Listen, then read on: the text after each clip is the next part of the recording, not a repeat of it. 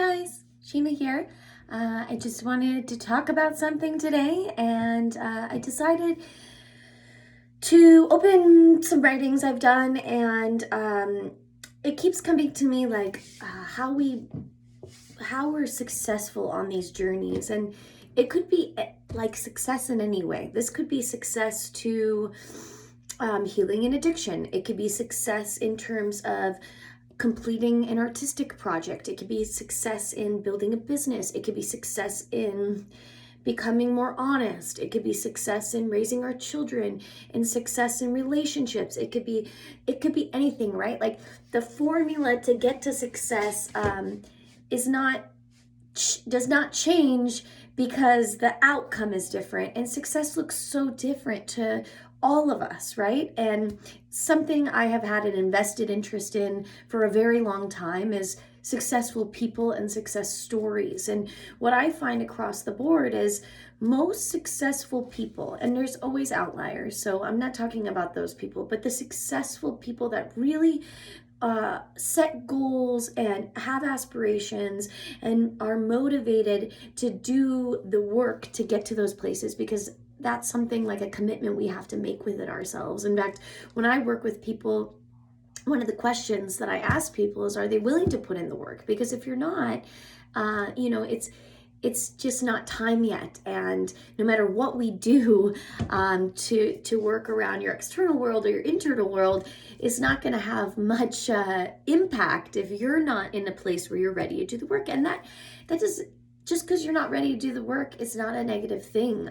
There is timing and there is place for everything. And when we're in positions in our lives where we don't have a lot of money, or where we're in those push to more survival modes, or when we don't have the relationships to help support us, or the time, or we don't have the safe space to come home to, sometimes it makes it really hard to do the work. So, doing the work is not always, we're not always in the time and space to be ready to do the work. So I accept that about all of us, and I accept that, there are ways to work little by little, but ultimately we do have to be ready to put in the work. But going back to the success story and how to get to that successful place, and what I see across planes in success stories and successful people is routines.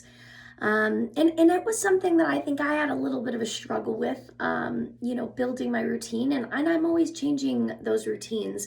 But I recently heard Pastor Judd say, and then I've read it so many different times, but in a small wording that's been so helpful that I could just put a lot of information in a small wording. It is that we don't rise to the level of our goals. We fall to the level of our habits. And that is so true. It's our habits that we get caught up in. So building healthy habits is almost like the cure to getting where we want to be, right? There's a lot of other stuff in there. If we're having a hard time hitting those habits, and we keep hitting our head against a wall, there might be some intrinsic stuff that we've got to work a little bit deeper, whether it be in the subconscious or in the past or in some traumatic stuff or in forgiveness work and things like that. But ultimately, if we build a habit and that habit supports our success, then we're going to reach that point, unless the habit needs to be shifted in some sort of way because it's not actually working to our benefit. Does that make sense? I'll use me as an example.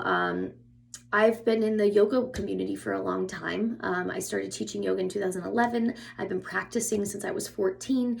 When I was in the military, I practiced a ton, and that's when I really started to jump on my discovery path. But I drank a lot. I like to drink. I like to party. That was part of me before I really jumped onto that path. And I wanted to find a way to have both, to be honest with you. I wanted to have both. I wanted to teach yoga and be a good leader, and I wanted to also be successful, and I wanted to have my own business, and I wanted to do all these things. But I also still wanted to party and have a good time. And I thought that partying and have a good time meant drinking and other things that come along with partying. And it And it did for some time, and it was okay in moderation. But for me, it started to pull away, right? So that habit wasn't supporting those goals and dreams that I had. And ultimately, those were intrinsic goals and dreams. And drinking and partying was like it's like an external thing that I picked up. I just picked up, and I think part of it is a little bit of my lineage and DNA, and it's a little genetic in me. But another part is I grew up in Vegas, and I was in the restaurant business, and I had friends that, very happy go lucky people that like to go out and drink and do these things, and it was just normal in my world, and then I was sort of stepping into this other world, and the habits were kind of pulling me back, and I had to really hit my head a few times in order to get there. But if I think back to before I hit my head, those gongs went off. There were many times where I was given the opportunity to say, you know what, this isn't really supporting my dreams and goals. It's not supporting it.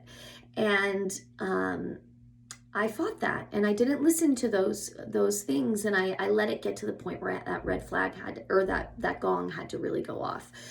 And I think that's an extreme example, and I just use that because I think this is the most extreme example in my life. But there are many other habits that have not supported my goals. That could be weight loss goals, or it could be health goals, or working with my own allergies, or it could be relationship things, and intrinsic things, emotional things, like I just so many things. I want my dog trained, but I don't walk her every day, like little things like that. We've got to build the habits that support what we want and success.